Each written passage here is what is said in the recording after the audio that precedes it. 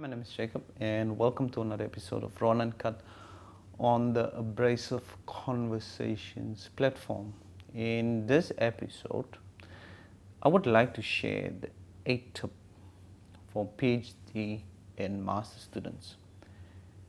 As you would recall, in one of the previous episodes, I shared 7 tips with masters and PhD students that will help them to complete their theses and help them with the research process overall.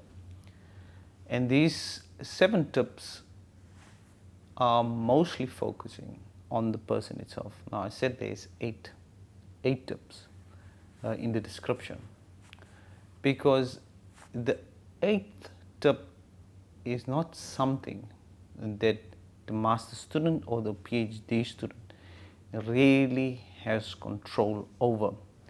If you look at the 7 tips, then you would see that most of those tips, the research or the student has control over.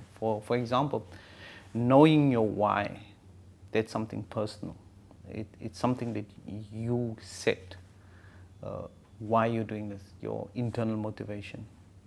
So that for me is one of those things. If you don't have it, then you can't do it. So the 8th tip I didn't include with the 7 because it falls outside, and that is based on a support system. A support system both in terms of supervision, institutional, and another one especially with the family. So the relationship that you need to have with your supervisor, it is a really important relationship. If you don't have a good relationship with your supervisor, then the process with your thesis is becoming extremely hard.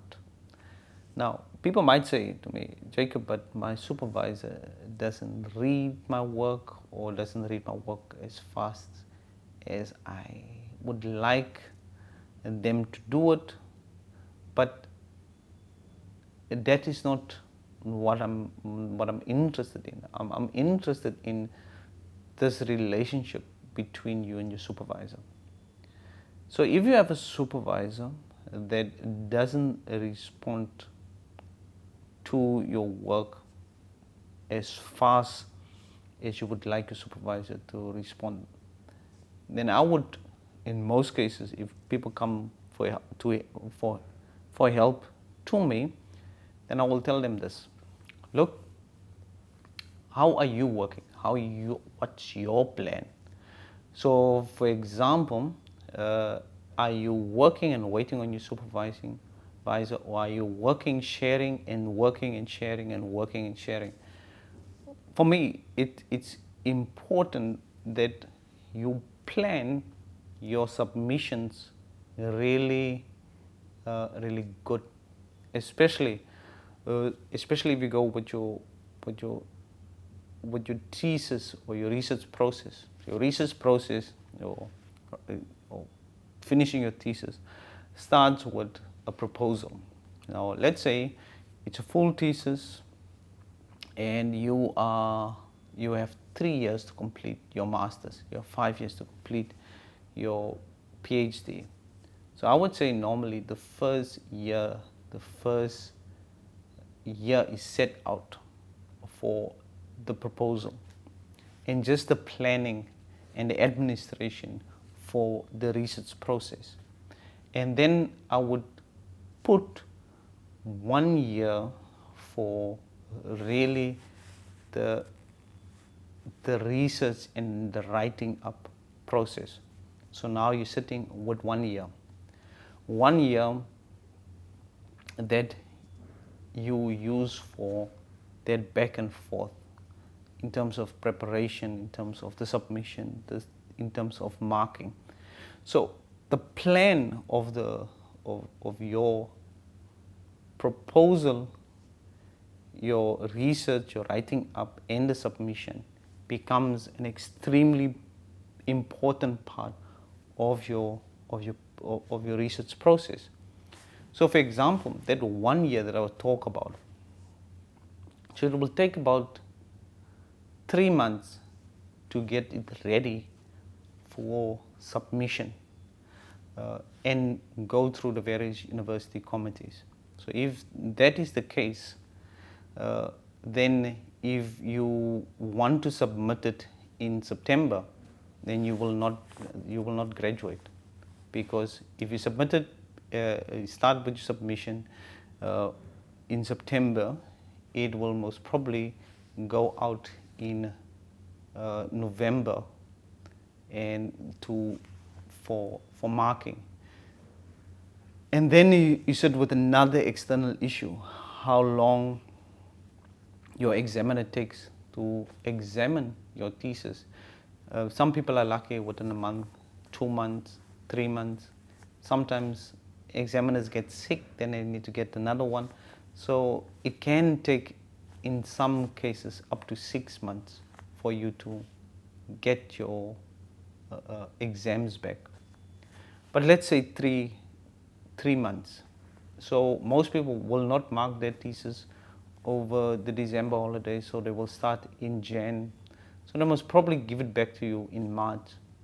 Now, when they give it back to you in March, then they will give it with corrections, or there's some things that you have to do.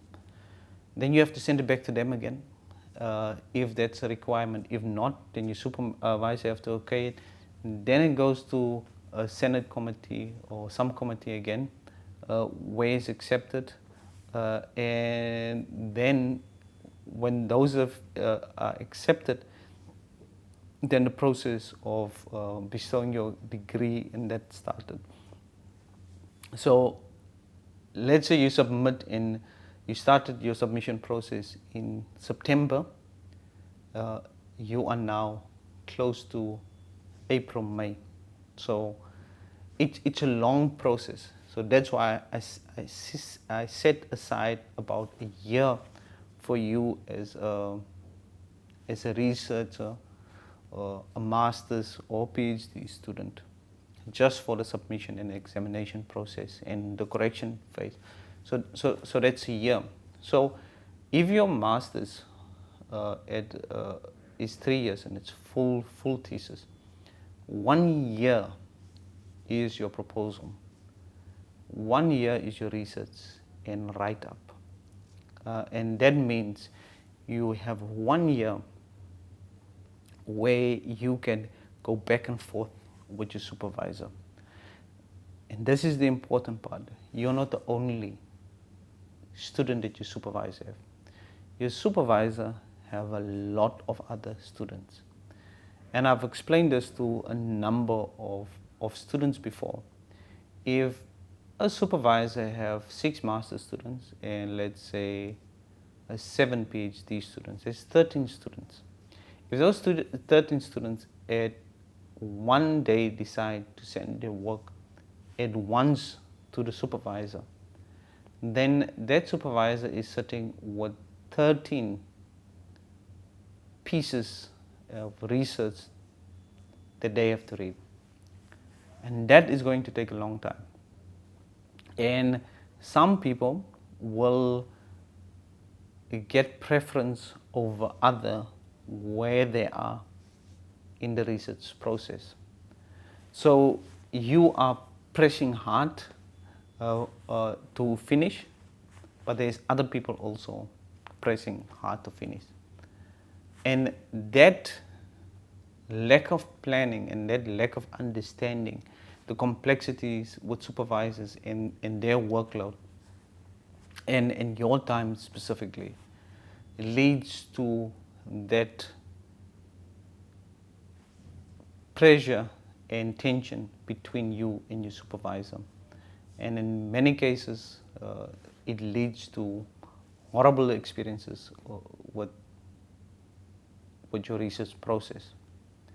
So my solution is, especially when it comes to support from your supervisor is to detailedly plan your research process and stick to that plan, and share that specific plan with your supervisor, and tell your supervisor, you can expect this for me on this date.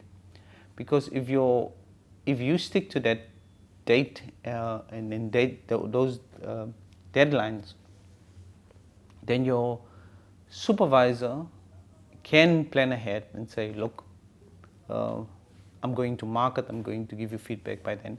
Supervisors in any case have to do it in this way, but in many cases they're too busy to really do it. So it's your job as the student to put a plan like that in place and then stick to that plan and work according to that plan. So I would say one of the big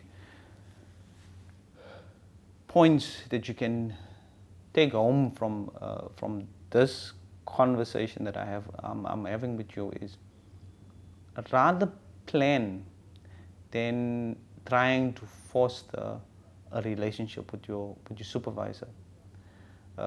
Foster a professional relationship with your supervisor that is determined by a plan and deadlines, and stick to that deadlines. I think that would work in many cases the best, and it will also give you peace of mind. Now, if you plan, never be late on your plan. So if you do empirical research, you have to do experiments, if you have to do interviews, plan some time or put some time in it for people saying no, for that things might not work. Make up a realistic one and put challenges in place. I think that will give you a more realistic timeline. Do you see why I didn't put this with the other tips? Because this is you working with your supervisor, and there is factors outside that affects you internally in your research process. Now there's another side of support, and that's where it comes to family and friends and children, significant others, how they can support you in this process. But I will talk about that in another episode, because there's also a lot of things that you have to consider, especially when you have young children or you have elderly parents or grandparents that you are taking care of. You are the primary caregiver of those people. Then it becomes quite tricky and complicated, and a lot of sacrifices on your behalf, but also their behalf. So these are some of the things that you have to consider when you're seeking support. So the 8th tip is about support, and it is more complex than just a video. It can go on for hours. But let me not keep you any further. I hope this help some of the people who have some issues with their supervisor. But I hope it also helps you have a different view of the research process and how to tackle it, and how to assist your supervisor with your write-up, with your research process, so that you can end on time. So what do you think? What are some of your tips? Please share, and I will see you guys in a next episode. Thank you for watching.